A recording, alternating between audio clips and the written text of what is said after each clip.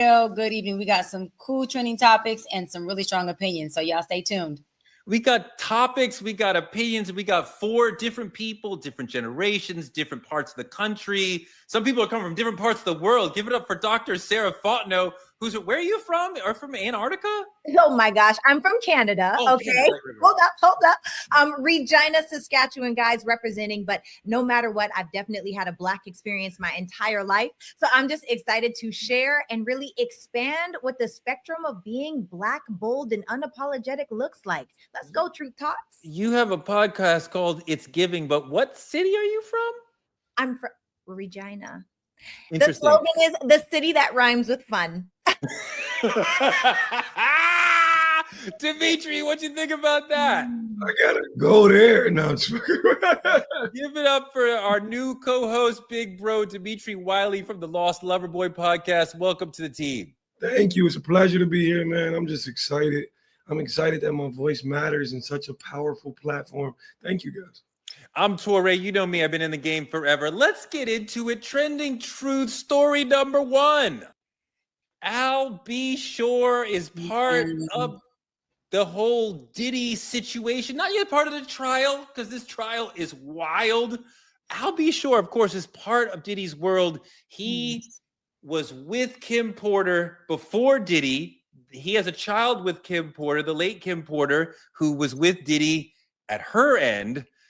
Al B. Shore has been saying some insane things on local New York television that were hugely viral. This is the big, Dimitri, you should know, he was a gigantic singer in the 80s, late 80s, early 90s, super lover man, huge R&B star, but saying some crazy things about Diddy. Let's roll that clip. Living this life. And the only reason I wanted to tell the story, Kurt, was very specifically because I was ignored.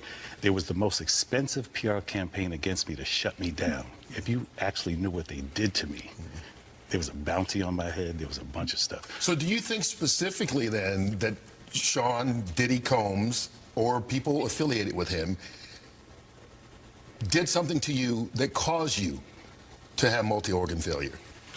I believe this to be the case, yes.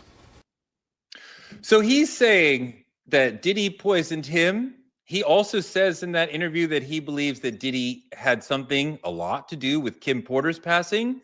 There's also talk about what happened to Heavy D. He also died of pneumonia at a relatively young age. He was also in the Diddy universe close to him.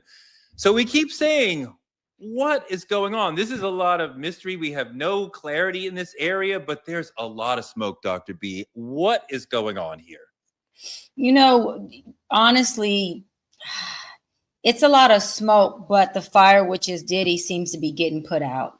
And it seems to be, all of these folks, male and females, who were victim to his, his power struggle, his entitlement, his, being that he thought he was just untouchable type of thing. And so I think what we're seeing is just, again, what goes on in the dark does come to the light, and we can be in a closet, but at some point we open that thing up to see what we're going to put on, and we are seeing with our own eyes, what Diddy had going on in that thing. And I think it's really sad and unfortunate that you have so many people that have very similar stories and very similar experiences that took them this long to speak out about their experiences and about this abuse, and it shows you, and I'll land on this, it shows you the magnitude of the power that Diddy held and still hands, and it took him to be behind bars where these people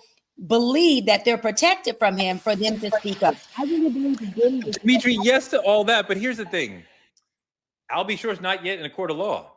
So this is not yet having an impact on the Diddy trial. It's having an impact on what we think of Diddy.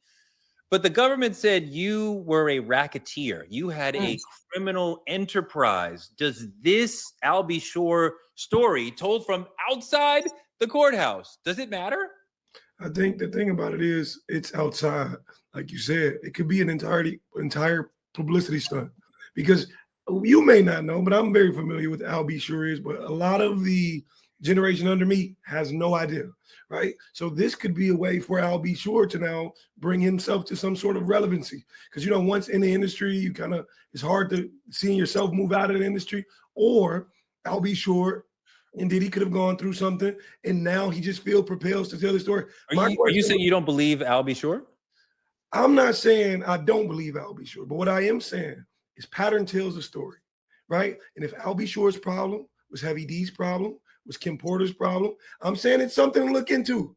But I only want to hear about it in the court of law where it actually convicts who we're talking about. Sarah, I've seen people smarter about science than me, and that's most of the country, explain that if you give somebody a certain amount of cyanide, that may appear to take them out in a way that looks like pneumonia.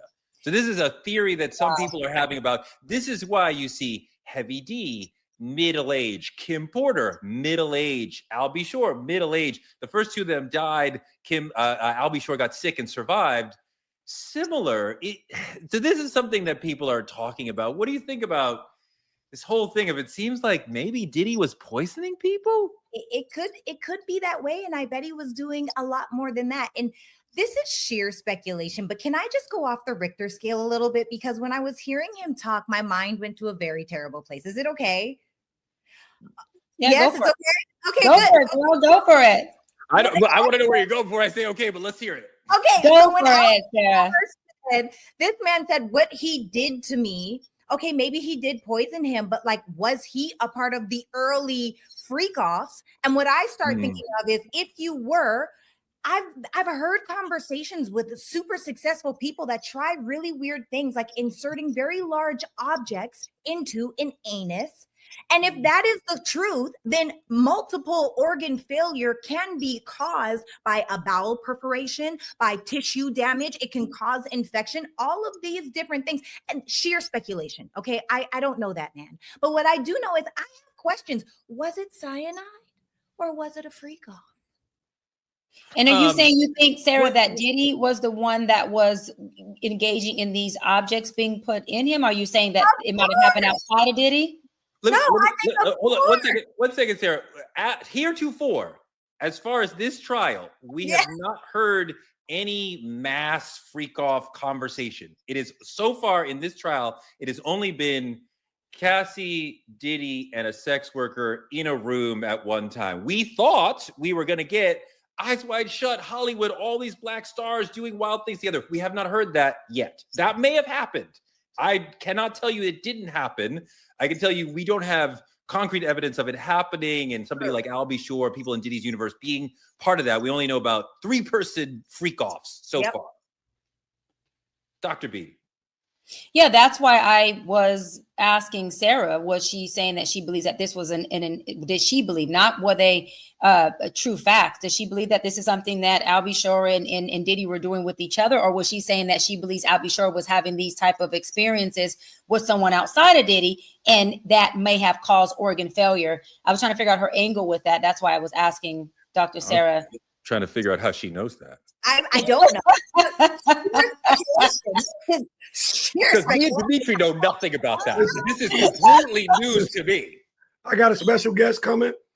I'll bring you Diddy. No, just buck it around.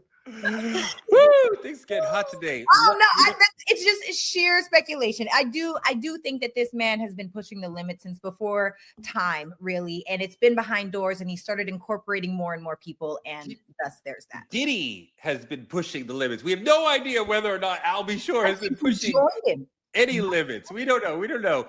Trending topic number 2. This is actually a really interesting, slightly heartwarming story, maybe. SZA, who's on tour with the great Kendrick Lamar right now. Fantastic concert. I saw it in New Jersey. Absolutely worth the money.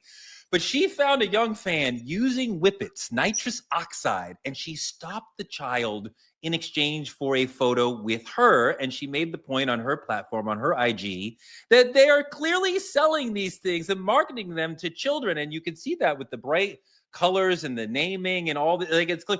And nitrous oxide is a high. It cuts off oxygen to the brain, creating a euphoric high. Dimitri, wait till after the show to do it. So this is already illegal. but we are giving kids an opportunity to learn how to get high and have high seeking behavior that may or may not turn into addiction. It won't turn into addiction for most people. But I'm definitely concerned, Dr. B, at like even conditioning children to be aware of like, hey, here's how to get high and getting you into that pattern. Well, this is the thing, Torre, with the U.S. having the highest overdose rate in the world, not in the nation, in the world, that is a problem. And for SZA to have that mindset of saying, wait a minute, if I can just save one child, right, that can possibly save 2 or 3 or 4 because it only takes one and it starts with one. I think that was a great deed that she's doing. I also think that, you know, a lot of these brands know exactly what they're doing. They're not concerned with youth or community or people or race. They're trying to make the dollar. They're trying to make money. And if kids, you know, buying this and consuming this is something that makes them money, that's all they care about. And lastly, I want to say this, not only does it cut off the oxygen to your brain, so you get this euphoric high, but if your brain is limited to oxygen for a long period of time, even if death isn't something that becomes a result, you know that there is a high chance of being brain dead. There's a high chance of those individuals having deeply rooted neurological issues where they can end up being a vegetable. They can end up losing, you know, a huge percentile of their functionality. And that doesn't always end up being death. There's long-term repercussions to doing this type of drug. And again, U.S. is at the highest overdose rate in the whole world. We have a problem, an epidemic with that already. Dimitri, is this a big issue in your world? Oh, absolutely. Absolutely. As a dad, listen, Tori, as a dad, I'm trying to do better for my seed. But for me, how old's your baby? He's 5. He's finna graduate kindergarten. I'm so excited. But anyway, he's 5 years old. So for me, it's super personal because it's not about banning a drug. It's about banning the profit of Black pain, in my opinion. In my opinion, this isn't some wash away thing that once it's gone, it's gone. No, this is impact. This lasts. There's so many questions I have regarding this. Like, why is it easier to find strawberry banana gas than to find a healthy snack for my son in America? Like, I don't understand it. You understand what I'm saying? And the thing about it is, another fair point, I think selling it is not that we failed as a society, but we are creating the failure as a society.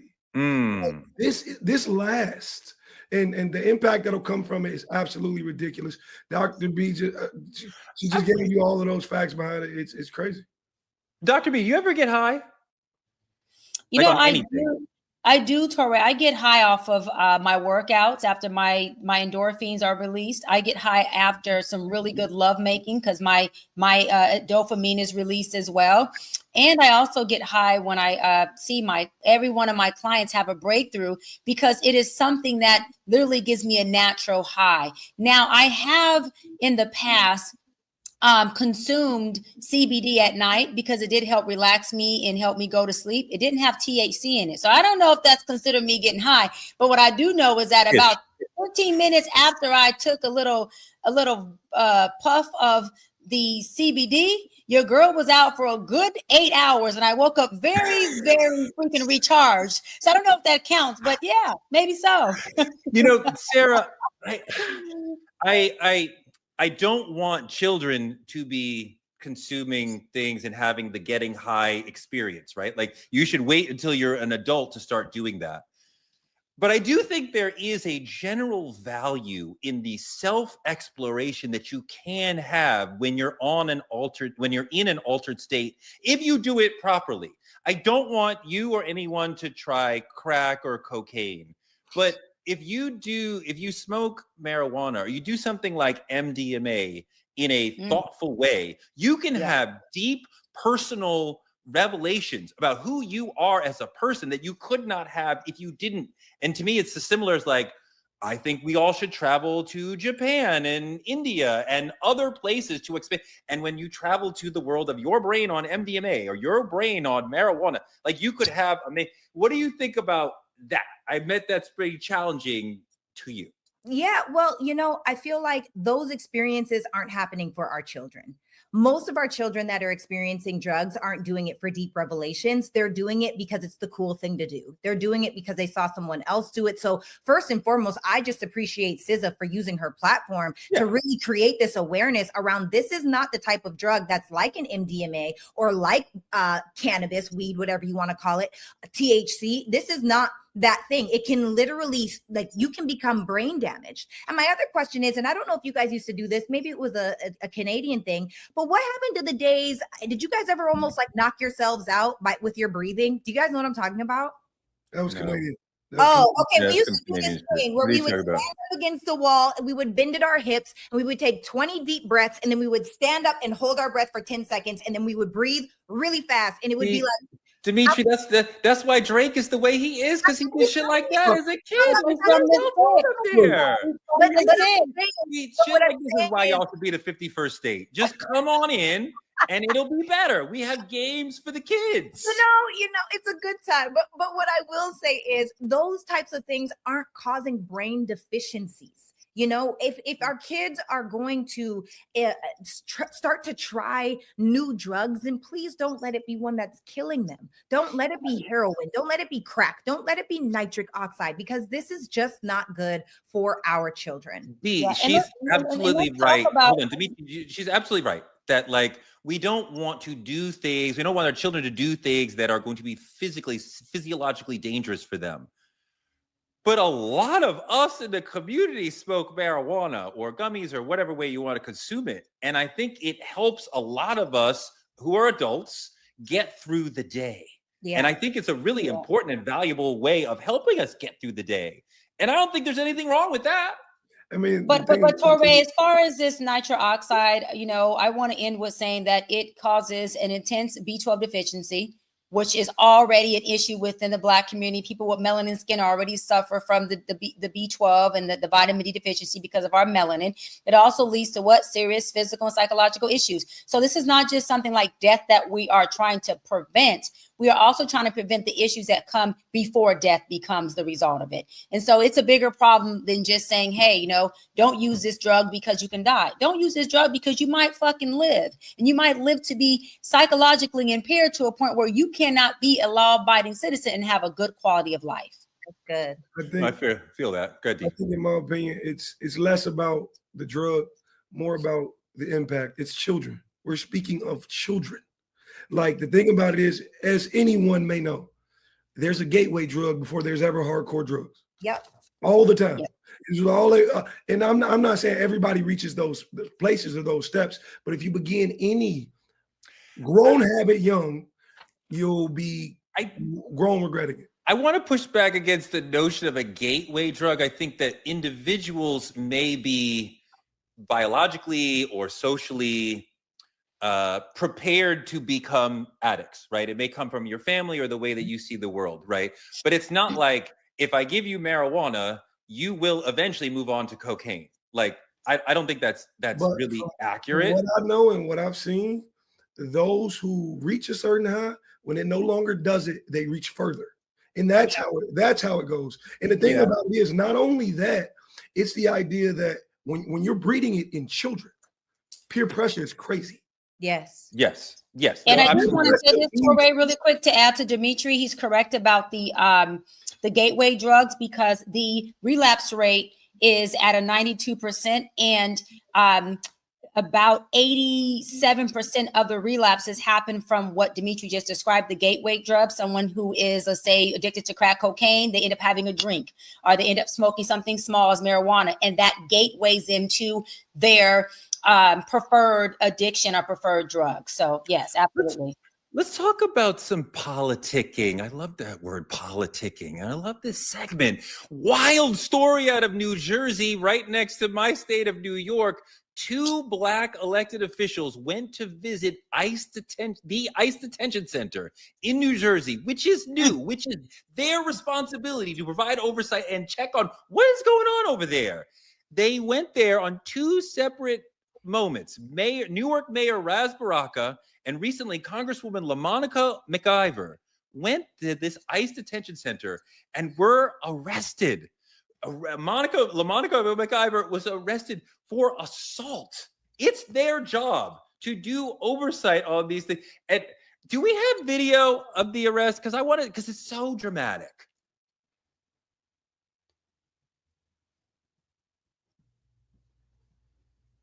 Maybe not. So look, we have Trump overstepping his boundaries, right? We have had people arrested at protests in the past. I'm not even sure we can fully put this in the same category as those. But this is elected officials. They should not be being arrested doing basic oversight. Dr. B, this makes me think about authoritarianism. Does it make you think of that? Does it make you think of retaliation, Torre? Does it make you think of how possibly ICE being aggressive towards this Congress woman is retaliating against the fact that, you know, possibly their oversight is not allowing them to do what their quote unquote job is supposed to be?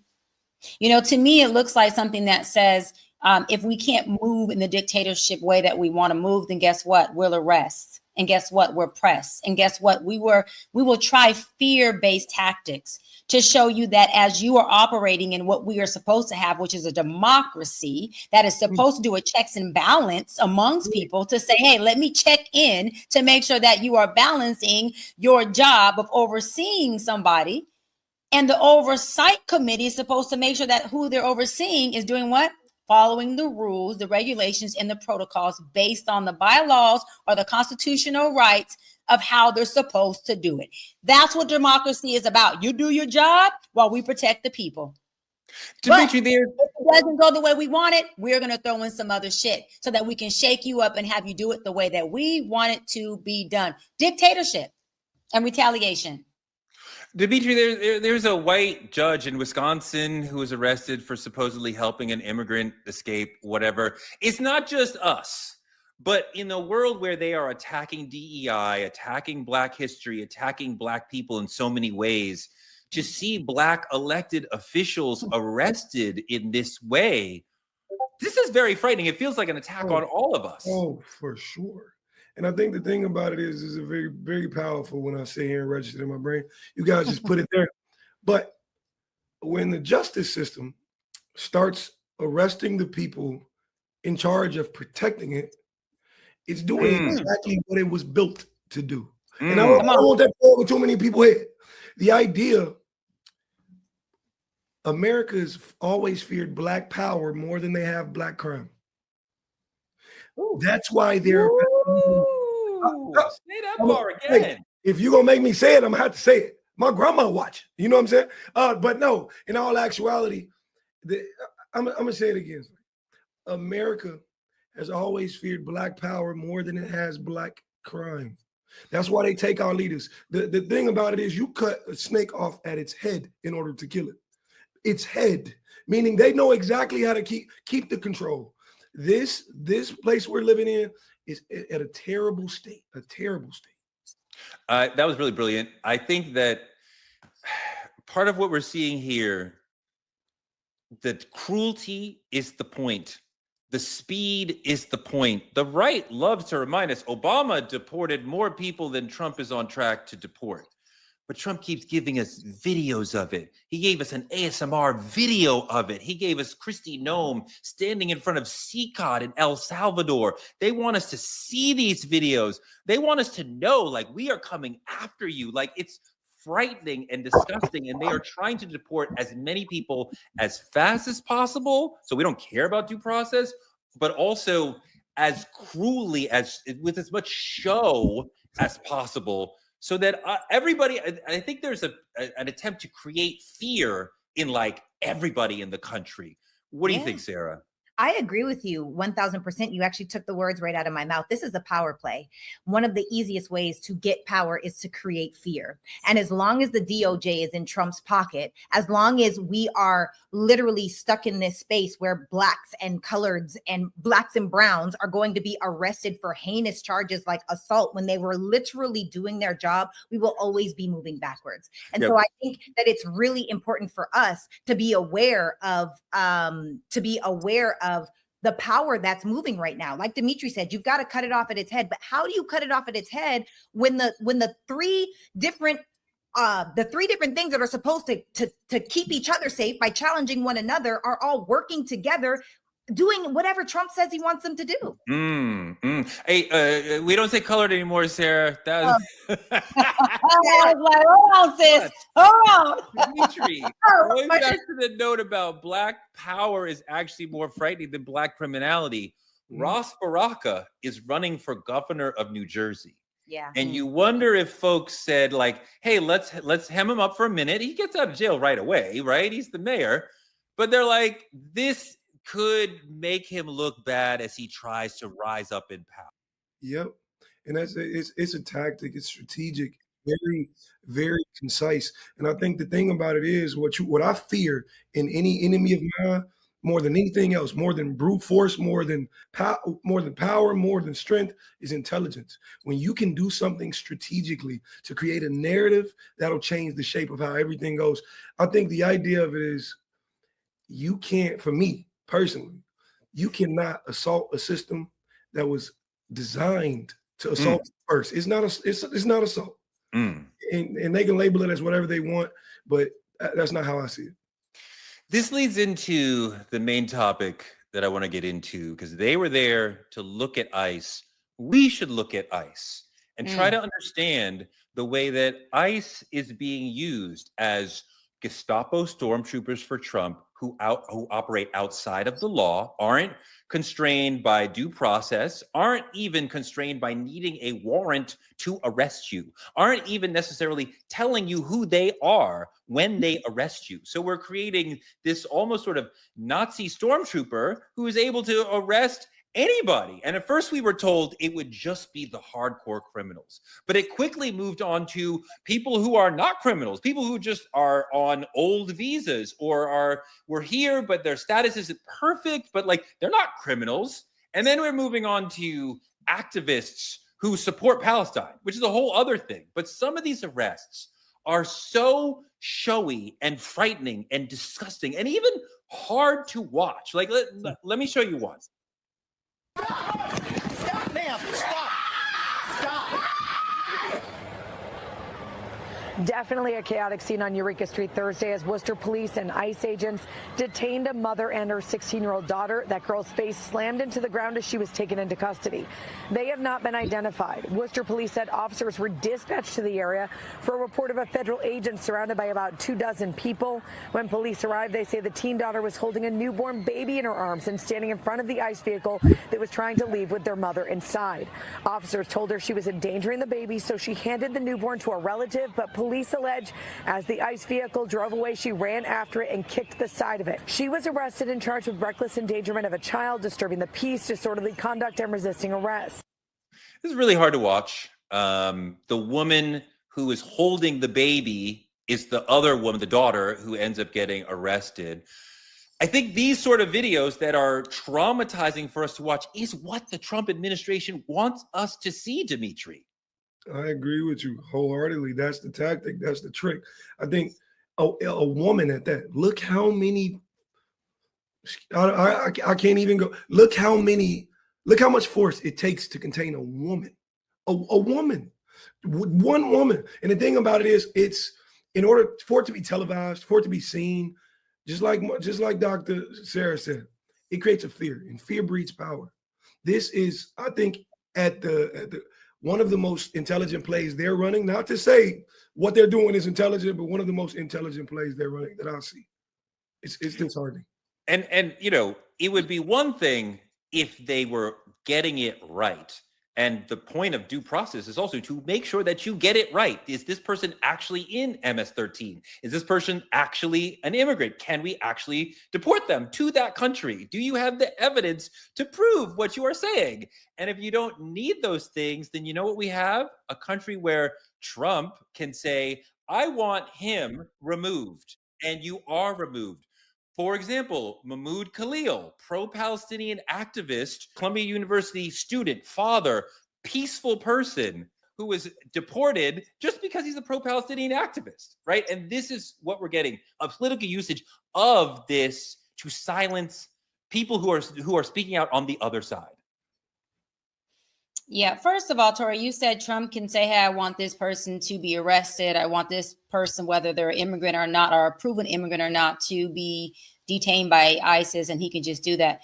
Well, you're damn right. You know why, Dr. Sarah Dimitri, Torre, and Truth Tellers? You know why? Because Trump made sure that he himself has qualified immunity while he is in office. So he can damn near do whatever the hell he wants to do. You're correct. And he had a judge that he appointed from his first term give him qualified immunity. Now, let's go a little further. This is something that is modern day terrorizing by the U.S. government with intentional trauma. They are intentionally traumatizing people to make sure that everybody sees it, secondary trauma, so that not just the person who is being perpetrated and traumatized is now becoming fear-based, but the entire optics of the world, not just the country that sees it, has to also be one that is involved with being in fear for their life. Really quick, I have a maid. We have beautiful, amazing maids that are not from this country, right? Immigrants are not, I don't know. When Trump first started this ISIS stuff, my maid said, look, Dr. Bryant, we are quitting. We're not coming into work because we're afraid that we might get picked up or somebody might call on us. Okay, these are our maids who her husband has diabetes. He's on dialysis. My point is they have a lot of stuff going on. And she just now started coming back to work. But ISIS created such a fear factor in people that folks weren't even showing up. They were hiding. Families were being ripped apart. And again, that causes 2 layers of trauma that is happening from our government that is supposed to be based on our democracy that is operating more as a dictatorship. Sarah, go. Yeah, and the thing for me, even this is already massive, but the scariest part about this is when you have a warrantless arrest, like when they don't have to show you who they are, you don't need any identification. You can just show up and say that I'm ICE. Is what if now predators start to pose as ICE? And what if these people that are being literally captured like they're criminals or they're animals? What happens if now these predators are taking and these people are like, oh, okay, anything you want, and now rape, now serial killers, now abusers, or whatever it could be, because there's no rules, regulations. It's just chaos. And the fact that these people feel so much power, because the one thing that really stood out for me in this video that really just pissed me off, I don't even cuss, y'all, but this really just pissed me off, is seeing that large white man pushed a woman away with full force, turn away, and then he saw someone else coming and then aggressively went to grab her to hold her back. The audacity of it. You don't need that much force to be crystal clear, but the fact that these people are now given authority because Trump said that it's okay and everyone is moving in his little pocket, I'm not okay with that. I'm not okay with children going home and now dad is gone. 100%. 100%. Let's look at how bad it can be. Roll the clip about the Oklahoma family. Crazy. Like, you do all of this to a family, to women, your fellow citizens, and it was a little rough. You have literally traumatized me and my daughters for life. This family has virtually nothing. And I said, when are we gonna get our stuff back? He was like, it could be days or it can be months. Nothing but questions. Well, what if I would have been armed? What if you're breaking in? What am I supposed to think? My initial thought is we were being robbed. My daughter's being female daughters being kidnapped. Nothing but likely lifelong trauma. We have guns pointed at our faces. Can you just reprogram yourself and see us as humans, as women, a little bit of mercy, and care a little bit about your fellow human mate, about your fellow citizen, like fellow resident. We bleed too. We bleed just like anybody else bleeds. We were scared. You could see in our faces that we were terrified. Dimitri, this is a mistaken ID. They were not actually supposed to be having ICE attention that day. They had done nothing wrong. And ICE is bursting in. Warrantless arrests by faceless cops. This is very authoritarian, very dictatorship, very much We can do anything we want to any citizen, no matter what. And we're getting into a situation with the Trumpies where they're saying, we may arrest somebody, but if we make a mistake, too bad. You can't do anything. Even the Supreme Court says, you got to get Kilmer Abrego Garcia back. They're like, he's in another country. There's nothing we can do. So you made a mistake, and it's not your responsibility to fix it. Demetri, I think about also like her husband on the East Coast, right? He's not there. Imagine if that's your girl, and this is her story. That's all that ran through my brain, honestly. As a man, I don't think what a lot of people realize, and this is in a relationship sense. Once a sense of security leaves to any degree, whether you're around or not, it's gone for good. There's the trauma she now has to live through, even when her man is present, is now something you've caused in their relationship. That's one. But two, I think the idea of it is, if ICE can go kick in the door of a citizen, what does the word citizenship mean? Nothing. It has no meaning at all. Has my time come? It has no fucking meaning at all. And I truly feel like her having to move forward from this, the traumatic experience that's the child has to endure going forward, growing up. I think this is absolutely crazy. All for you to take no accountability of what's been done. No repercussions, no nothing. Wipe your hands clean and not even return what's owed to them. Is Dr. B. Hey, look, this takes me to March 13, 2020. You know what I'm talking about, Torre. Say her name. Breonna Taylor. Breonna Taylor. Let me tell you why. Because this woman in this video said, suspect doesn't live here. Breonna Taylor's ex-boyfriend didn't live there and was not there. And this is where the Breonna Taylor Act came into play, which means what? Police have to notify you of who they are and why they're there before they can enter and use that warrant. But guess what? That act, that is actually a policy, is not being used still to this day. That act, that which is a policy, isn't even being used when it comes to our citizens. So therefore, we got policies and legislation again that our government, our president, is not respecting, that we as citizens are expected to respect. So what I'm saying is, the lady said it. She said, we bleed too. And when she said that, everything in me got so emotional, because what she's describing is human rights. She's saying we're humans at the end of the day. We bleed too. Even if we are immigrants, cool. Go to the protocol, still respect us as humans, and maybe put us where you want us. But you don't have to terrorize us. You don't have to take our humanity and our dignity from us, from a place that we can never come back from it. And all I seen in this, y'all, was March 13th, 2020, my sis Breonna Taylor, who lost her life for a man who wasn't even in her home, from officers who came in there. And the only justice that was served, that wasn't even justice, was her boyfriend, who fired off a warning shot, got some millions that could never replace that woman's life. Sarah, totally unacceptable. Oh man, it really, this is heartbreaking, because I do know families that have experienced this. You know, I was living in Los Angeles, and I had friends that experienced losing family members. And it is so hurtful to literally stand there and watch your family member get dragged away, right? And so it's crazy, because ICE was created in 2003, and their annual budget is $8 million. Billion.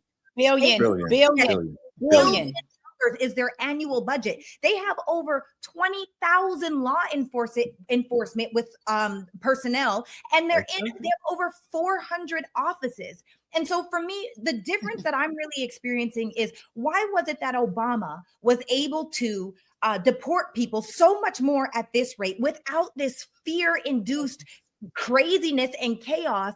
But you know what? This is what I start to think about, because you guys know my brain works in a very strange way. I start to think, yes, definitely. I start to think that, what if Trump is showing these these detentions of cruelty, is treating these people like criminals, is televising it in this way to, in a weird way, somehow inspire people, quote unquote, to self-deport. Well, that's I mean, that's our other big question of the day. And I'm glad you brought that up, that ICE has a new program that is encouraging people to self-report, and they get $1,000 and travel assistance, whatever that means, to go back to the country that they came from.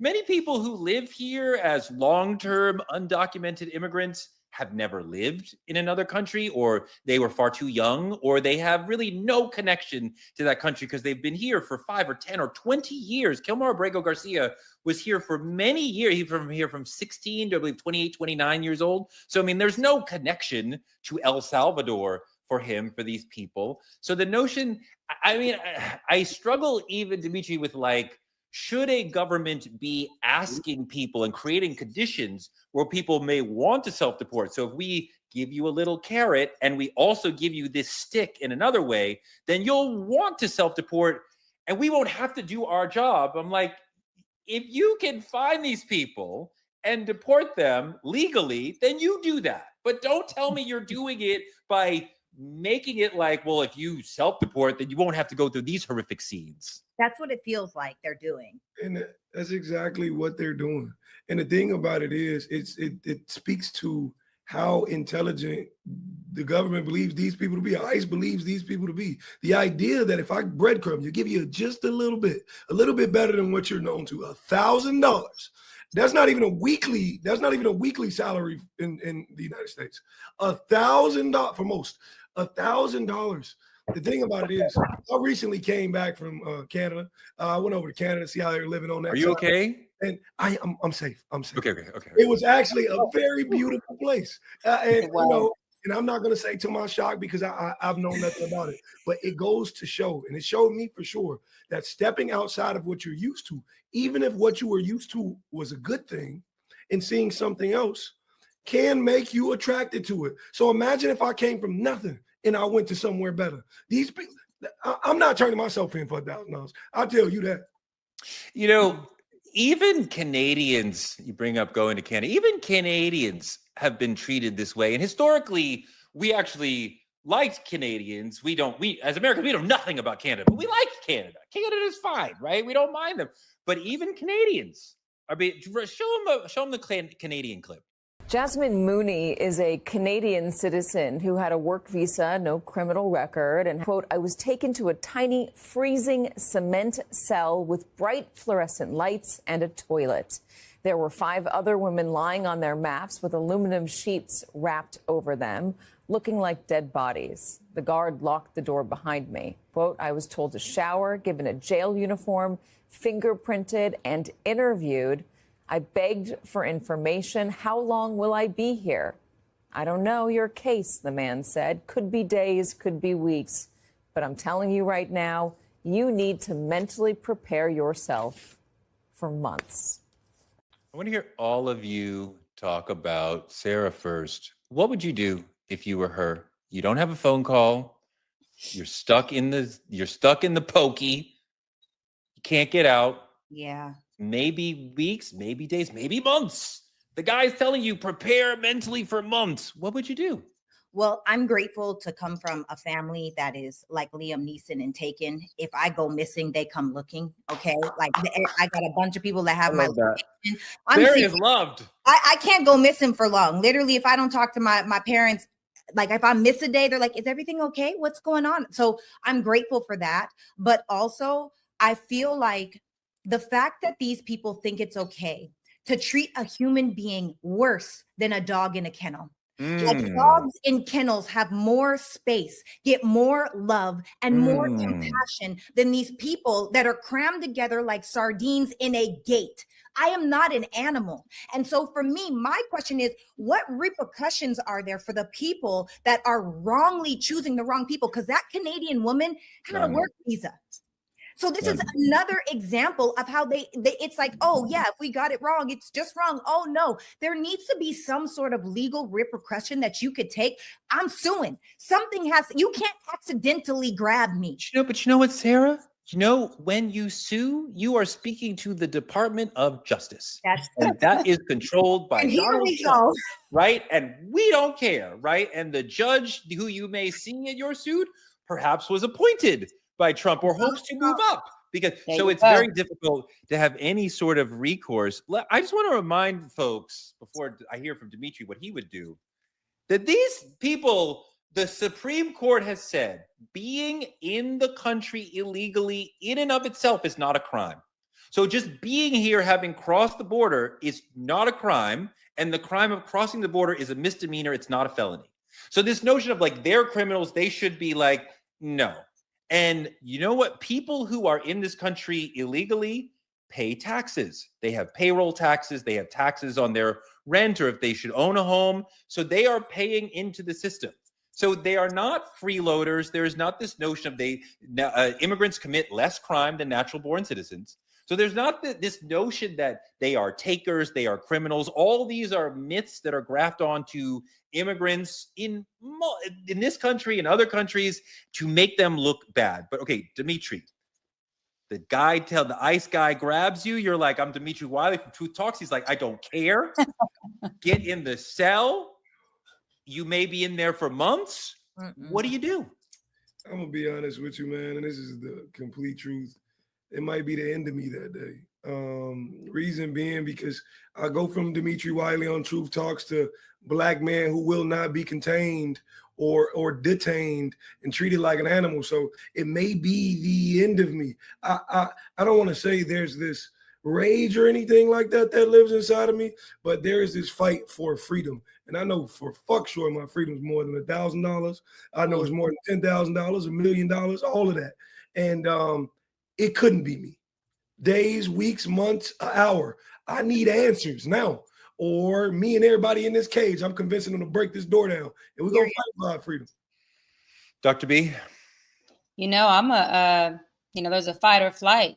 And you can't flight, right? Because you're in the cage, you're in captive. So what do? You fight. And fighting isn't always an external thing.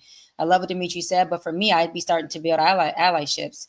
I'd be starting to see how I can build relationships with the guards, with the officers, with whoever arrested me. I don't care who it is. You know, there's a thing called white privilege, y'all, but there's also a thing called pretty girl privilege. And that's something I know I got. If I have to stand on that and whatever other privilege I have, I'd have to use that to be able to make my call, to be able to reach out, to be able to get out. It doesn't make a difference. When it comes to my freedom and when it comes to my livelihood, there's a lot of privileges that I do know I have and that I am definitely willing to use.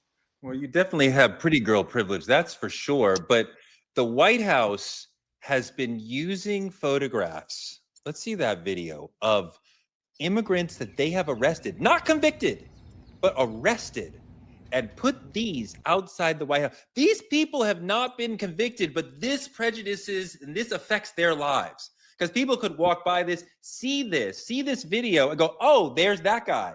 And you think of him as a criminal. You're not supposed to think of people as criminals until they've been convicted, not just for an arrest. There is a due process conversation in this country where we adjudicate whether or not you're a criminal, not just because somebody said arrest you. But my God, this is horrific. Yeah. I thought I had to look real good. I thought that was me on one of them goddamn pictures. I'm saying I didn't get my goddamn picture. But in all actuality, for me, this feels a little too close to what lynching used to be. So when you were killed back in the day, they put the noose around your neck, tie you from a tree, and leave you there. Why? As public display. And this is exactly what this feels like to me. It feels as if we have power over these people, and we're going to show you each and every one of them. Because my thing about it is this. Trump, for example. We have all these convicted people, not even convicted, I'm sorry, arrested people we showing on his lawn. But the person in charge who probably ordered all of this shit to happen, it's a convict. So for me, none of it makes sense. It is, again, where is America going? What are we doing? How are we regressing so obviously? It's insane. You know, this is a really personal issue for a lot of people. I'm sure there's some folks in our audience who may have been detained by ICE or know somebody, a family member, what have you. We would love to hear from you. We would love to hear your story and understand on a first person level what you're going through and what happened in that situation, because these are really frightening. And when these arrests happen because of political reasons, you are a supporter of Palestine. That's what it is right now. It could next be you're a supporter of trans people. And then it could be you're a supporter of the Democratic Party. And when we're having people arrested, detained, deported over their political ideas, this is not America. Right. At all. Sarah. Well, it just makes me think, like, if this is what they're showing so blatantly in our face and so publicly at the White House, imagine what they're doing in dark cells. Imagine what they're doing on these unmarked locations where they're bringing these people and we don't even know when they disappear. Imagine how much power and authority those people that are detaining them feel like they have, just like the officers we saw in the prior video that are aggressively and strongly forcing a woman to the ground, or strongly and aggressively putting someone's arms behind their back. Like, just imagine, because if whatever they show you in your face, please believe it's 10 times worse behind closed doors. So Dr. B, you said about pretty privilege. This is the thing. If someone thinks you're an animal, it doesn't matter how beautiful you are. And that's why this is so unfair, because it is inhumane. They're not treating us like the beautiful women or handsome men or incredible people like we are. They are treating us like animals, which is so ironic because our President Trump has 34 counts of felonies. How is it that this man is able to say, oh, you need to leave because you were a rapist and you were a killer and you were this? You're pulling people holding newborns from their homes with families. And the thing is that Dimitri, some people in America like this. Some people in America voted for this. They want to see the cruelty. Trump has very effectively weaponized this vision of us and them. Yes. And the them must be dealt with violently.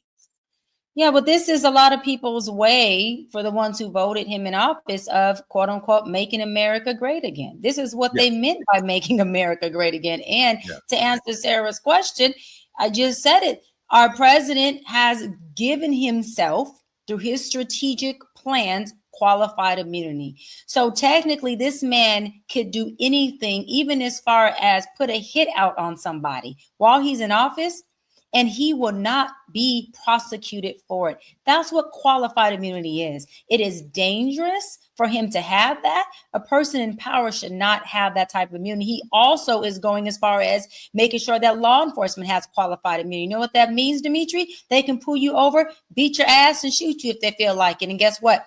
They are protected from being prosecuted. They still get their pension. They still have their job. And guess what? We have to plan your funeral and we have to mourn you.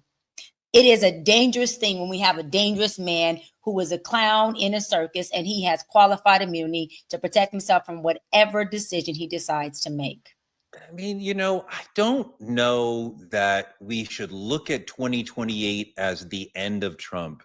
I think we should be prepared that he will do something that will lead to more years of Trump. And then in 2029, he will continue to be president. He may cancel the election altogether. He may threaten the states that might want to vote against him. I don't think we're going to see some repeal of the 22nd where it's Obama versus Trump. Who gets the third term? It'll be Trump just destroying our democracy the same way we're seeing in these sort of ICE stories. Yeah, because Torre, he said that once you vote me in for president, what did he say? You would never have to vote again. Yep. The man tells us his plans that he has continuously carried out. And Sarah, you made the point before about what happens in the shadows is perhaps even worse. I'm not sure, only because Trump consistently puts it out in the front. If he didn't tell us, hey, Russia, go look for Hillary's emails, if he didn't let us see the corruption of the meme coins and the Kilmer Abrego Garcia stuff, we wouldn't know. If that stuff was secret, it would be a big deal. But he just does it out in public. He says things that other people say. He says it out in public, and we're like, surely taking a $400 million plane is corruption. And they're like, but he did it out in public, so it's not corruption. It's ridiculous. Go ahead, Sarah. Well, I think the thing that comes up for me inside of this is, first of all, I have a question, and we could get to that after. But the question is, why is this even the focus? There are so many things that need to be done and addressed in this country. Why? And this is really, look, I'm not the politic girl. You guys know that. I have conservative thoughts. I have critical thinking ideas. But why is this the focus? And then the other question is, once this starts to go where he is deporting and he is this cruel and he is this terrible, is it not a matter of time until he's now able to do that to Blacks? Yeah, like, I are think we not affected because it's not us? No, I think that is absolutely a very real potential future. Like I said, we're seeing a lot of pro-Palestinian activists being spotlighted, grabbed, detained, deported. This happened to multiple people, not just Mahmoud Khalil. So yeah, I mean, like as you get further along in like political dissidence, like absolutely we could see Trump start to say, Patrisse Cullors, DeRay McKesson, like, you know, whoever, Black Lives Matter leaders, NAACP leaders, you know, all sorts of things. That absolutely could happen. He clearly sees Black people as a threat, which is why we see the DEI stuff and all the other stuff that he talks about. So yeah, that could happen. I mean, I'm absolutely personally afraid that one day somebody could detain me that out of the Trump administration. Like that could absolutely happen. And I live in fear of that. And Dimitri, I don't know if you feel afraid of that, but just us being in public, speaking and being critical of the Trump administration. I do a TikTok, bunch of 100,000 people see it, criticizing Trump. Who knows that he's not going to say, shut him up, make him be right. And I think the thing about it is, even further back to Dr. Bryan and what she mentioned, they talking about the thing about it is we all vote. We all. Let me stop. I almost fucked up. I ain't voted. They voted this man in, right? And they knew exactly what they were doing when they did it. He told you everything he was going to do with the slogan "Make America Great Again." You tell me when the fuck America was great. When was it ever good to us? Somebody please tell me, because he wasn't referring to 2004. You can go to any point in history. The U.S. government has never been good to us. It didn't exist. But now we're regressing because this man is in office. We're going back to what slavery used to look like. And it's in bits and it's in pieces. In bits and pieces. Only because he's alive. He was smart enough to say, listen, guys, they're at the KKK meeting. Listen, guys, I know how we can get it back out there. We just got to do it a step at a time. And that's exactly what the fuck he's been doing. So this, I honestly seen a lot of this coming. It's terrifying. But now the question becomes, are we ready to handle it?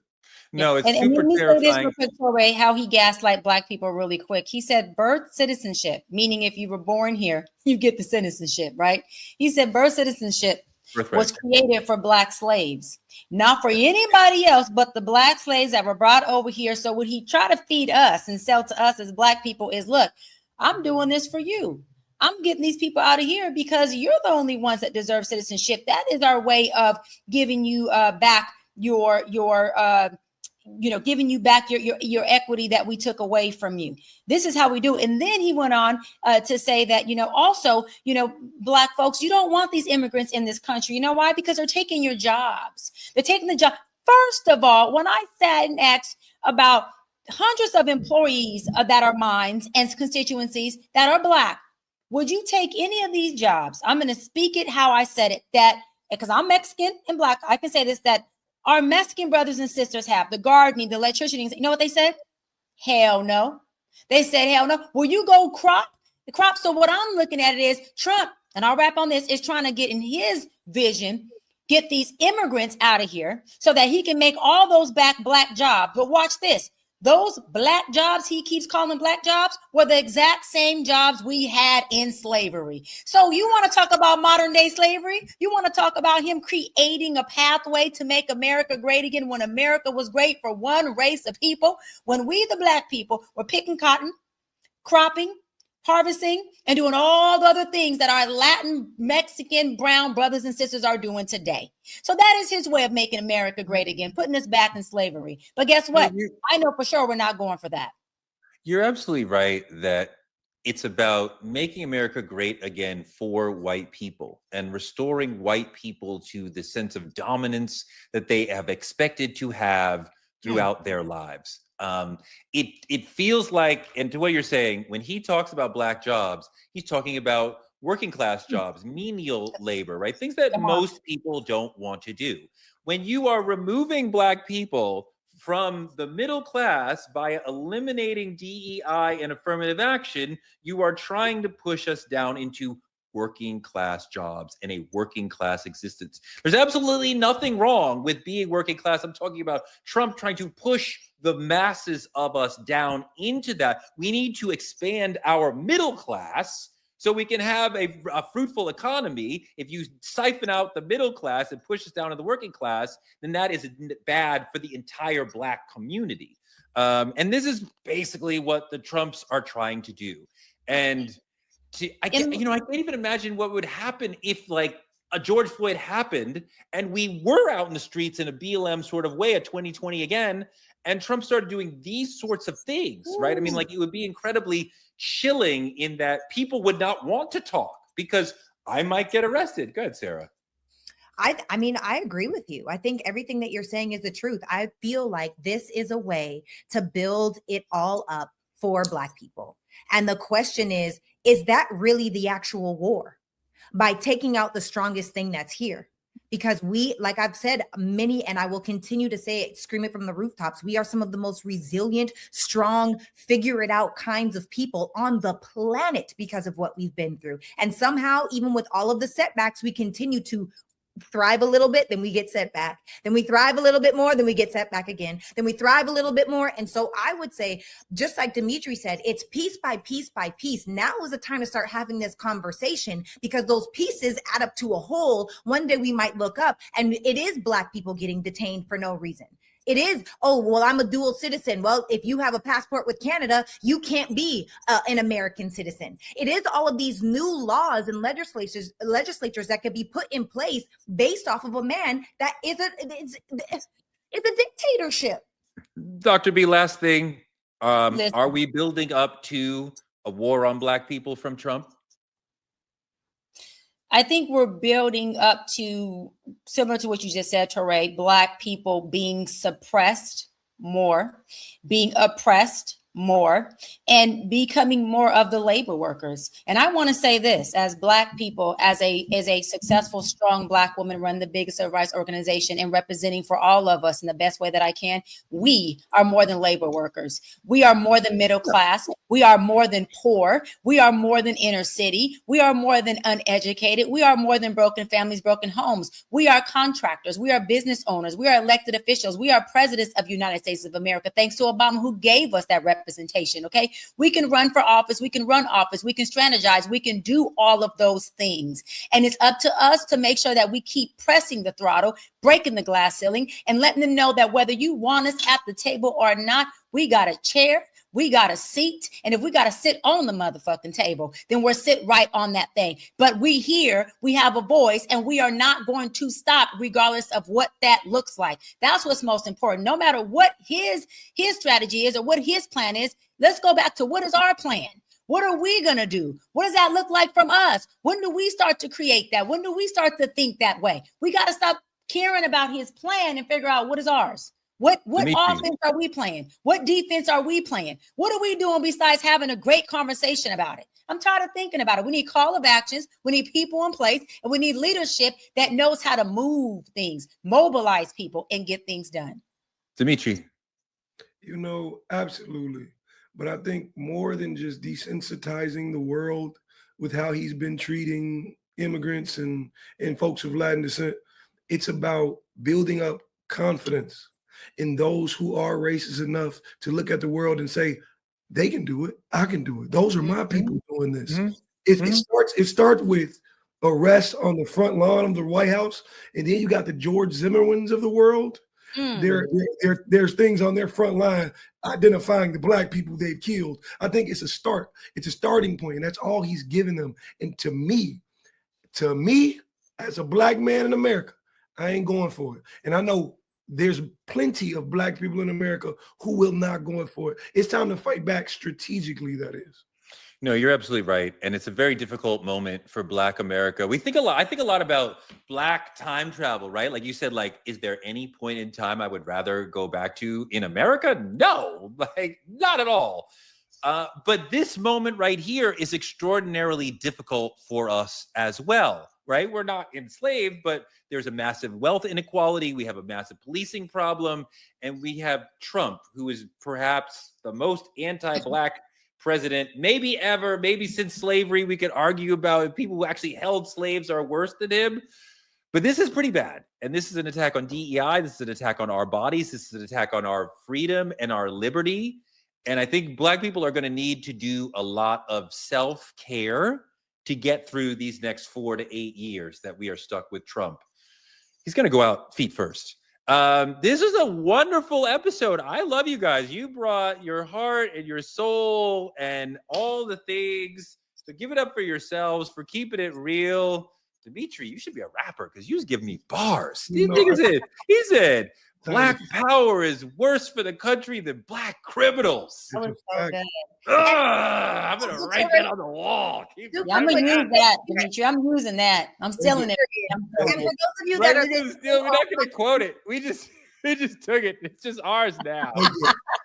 All right, y'all. For those of you that are listening or watching, let us know in the comments below if you know someone that has been detained or if you have been detained. We want to hear your story. We want to know what's happening out there. So if this is you or someone you know, please comment below. Your story matters. You matter. And we're going to continue to have these kinds of conversations because this is what shifts the trajectory of our future. Back to you, Foray. Amen. Sarah, Dr. Bryant, Dimitri, fantastic show. These guys are going to be with us all season long. Truth Talks, keeping it real. We're going to have amazing guest stars, also D.L. Hughley, Ebony K. Williams, Mark Lamont Hill, all sorts of fabulous, brilliant Black minds coming in. But I love chopping it up with these three right here because this is beautiful. This is beautiful Black brilliance. Thank you so much. Like, comment, subscribe on our YouTube at Truth Talks-Live. You can always watch us here in the Black Star Network, Roland Martin Unfiltered, or on YouTube at Truth Talks-Live. Support Black media. The links are all over the screen. Support us. Dimitri, Dr. B, Sarah, thank you so much. We're going to be here for you every night at 8 p.m. Come hang out with us. Have a drink with us.